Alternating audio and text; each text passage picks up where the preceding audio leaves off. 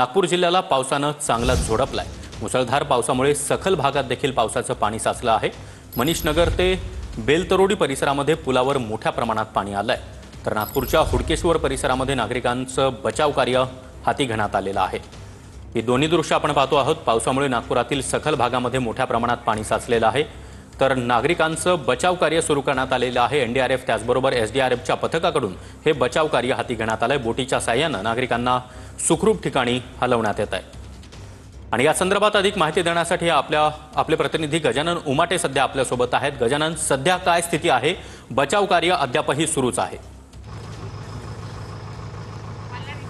नक्कीच मी साकेत नगर परिसरामध्ये आहे आणि हा जेसीबी जो आहे तो या ठिकाणी, कारण की या साकेत नगर परिसरातल्या वस्तीमध्ये संपूर्ण पाणी साचलेलं आहे। बघा, हे वस्ती आहे आणि त्यामुळेच हा संपूर्ण जेसीबी जो आहे तो या ठिकाणी, बघा, ही जेसीबी घेऊन या ठिकाणी नाली काढून हे संपूर्ण पाणी जे आत शिरलेलं आहे, हे दृश्य जर आपण बघितले, बघा, या ठिकाणी वस्तीमध्ये साकेत नगर परिसरामध्ये पुराचं पाणी जे आहे ते शिरलेलं आहे आणि गाड्या पाण्याखाली आलेल्या आहे। लोकांना प्रचंड गैरसोयीचा सामना जो आहे तो या ठिकाणी करावा लागतो आणि त्यामुळेच ही जेसीबी बेसा पिपळा नगरपंचायतीकडून ही जेसीबी जी आहे ती या ठिकाणी आलेली आहे आणि या ठिकाणचं पाणी जे आहे ते बाहेर काढण्याचं काम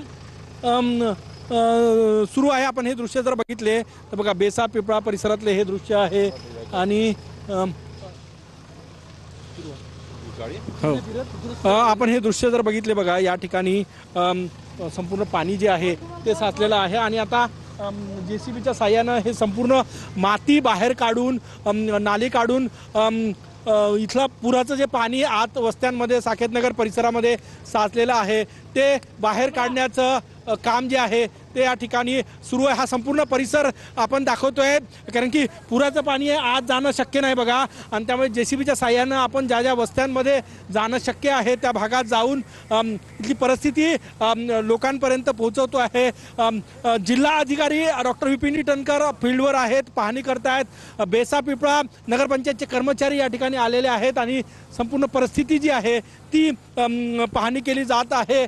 लवकरात लवकर पावसाचं पाणी, जे साचलेलं पाणी आहे वस्त्यांमध्ये, ते बाहेर काढण्याचं काम जे आहे ते या ठिकाणी सुरू आहे। पाणी बाहेर पडलं तर लोकांना दिलासा मिळेल अशी परिस्थिती आहे, कारण की नरसाळा भागामध्ये रेस्क्यू ऑपरेशन जे आहे ते या ठिकाणी राबवण्यात आलं होतं। ते रेस्क्यू ऑपरेशन संपूर्ण पार पडलं आणि आता सगळ्यात महत्त्वाचं म्हणजे शहरी ज्या वस्त्या आहे, ज्या भागामध्ये लोक राहतात, कारण की हा परिसर मनीषनगर बेसा बेलतरोडीचा परिसर आहे आणि या परिसरामध्ये लोकांचे, ही कार जर आपण बघितली 3 ते 4 फूट पाणी आहे, वस्त्यांमध्ये पाणी आहे, लोकांच्या ग्राउंड फ्लोअरमध्ये पाणी गेलेलं आहे आणि त्यामुळे ते पाणी बाहेर काढण्यासाठी मदत घेतली जात आहे जिल्हा प्रशासनाकडनं, इथल्या नगरपंचायतीकडनं।